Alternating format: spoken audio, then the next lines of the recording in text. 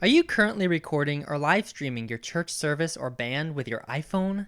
Ew. Wish you had a dedicated audio soundboard but can't afford one? Well, don't worry. Look no further. This video will teach you how to use your current analog sound mixing board to record great audio to your computer. Here's what you'll need: a soundboard, a computer, microphones, obviously, headphones, an XLR or 1/4 inch to 3.5 millimeter cable, or an audio interface.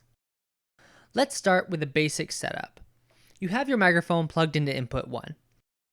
This sends to the main output, LR or main mix. The main output goes to your main speakers, which you already have plugged in. You probably also have a monitor or two that's plugged in so your band can hear themselves play. That would be controlled by this knob. Now, your live stream audio isn't that much different in this case.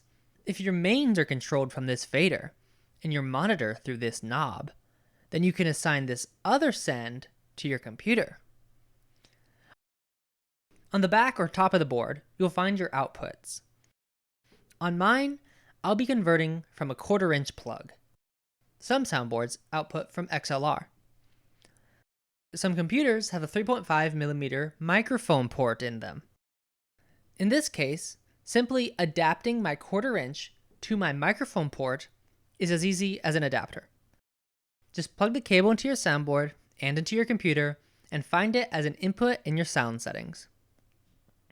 Some laptops and computers don't have a microphone port in them. In this case, you might need to get a USB audio interface, like the Behringer UM2, or the UM202 HD like I have here. Plug the cable into your soundboard's output and then plug it into the audio interface. Plug that into the computer, go into the computer sound settings, and you'll see the input.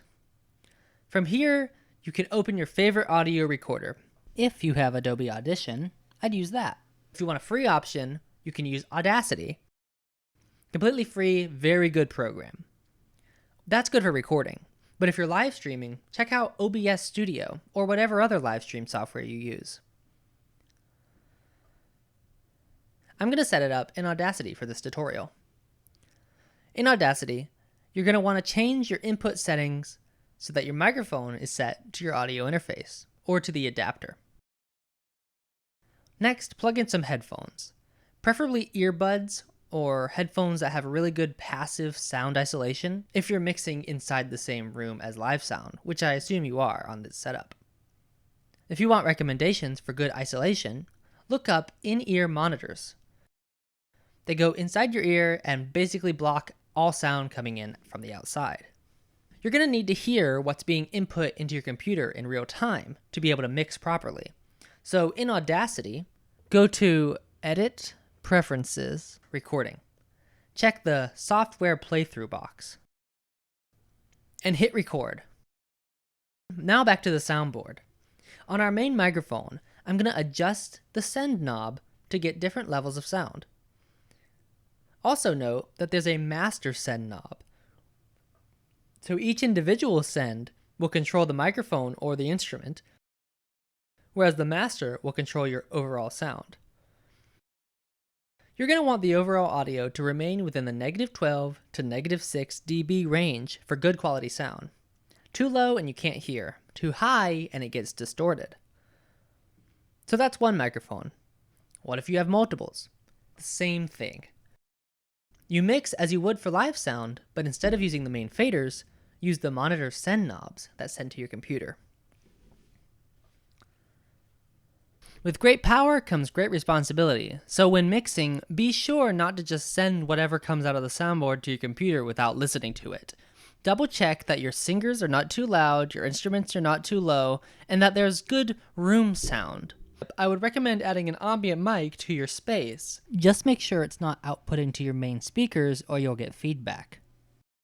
This will allow you to get room sound, which will make it easier if someone steps away from the microphone or if the vocals sound too dry and flat without any other room noise. For example, la la la la la la la la la La la la la la la la la la la la la la la la la. Now that didn't sound good, but here's some with a little bit of reverb and a little bit of room noise straight out of the sound mixer. Bright shining as the sun, we've known beyond the portals, he's waiting and watching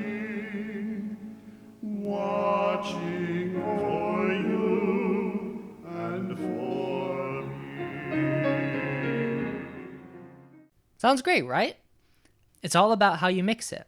So you have to be sure to monitor it the entire time to get a perfect mix both in-house and on recording.